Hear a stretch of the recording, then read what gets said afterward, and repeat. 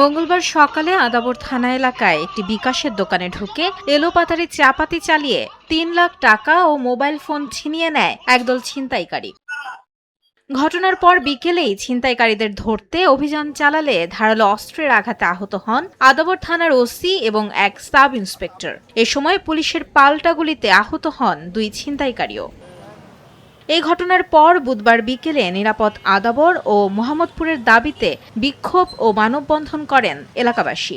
অপরাধ প্রবণ এলাকা হলেও এই অঞ্চলে আইন শৃঙ্খলা বাহিনীর জনবল তুলনামূলক কম অভিযোগ করে পুলিশ সদস্য বৃদ্ধি, টহল জোরদার এবং সিসিটিভি ও গোয়েন্দা নজরদারি বাড়ানোর দাবি জানান তারা। এখানে যে সন্ত্রাসীদের এই ধরনের বারবারন্ত, এটাকে যদি উচ্ছেদ করতে হয় সেক্ষেত্রে রাজনৈতিক সদিচ্ছাই আমাদের জন্য সবচেয়ে বেশি জরুরি। এরা নিজেদের কোনো শক্তি থেকে করে না, এরা বিভিন্ন রাজনৈতিক বড় বড় দলের ছত্রছায়ার মাধ্যমে করে।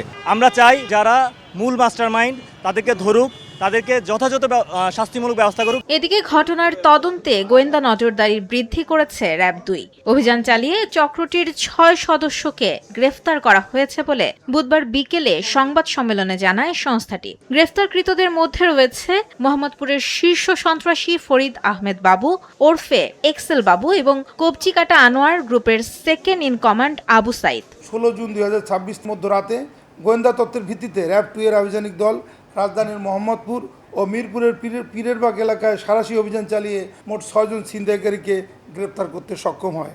একই সাথে ছিনতাইকারী ব্যবহৃত মোটরসাইকেল ও সামুরাই উদ্ধার করে। চক্রের বাকি সদস্যদের গ্রেফতারে অভিযান অব্যাহত থাকবে বলেও জানায় সংস্থাটি। মাইমুনা হায়দার চৌধুরী, সময় সংবাদ, ঢাকা।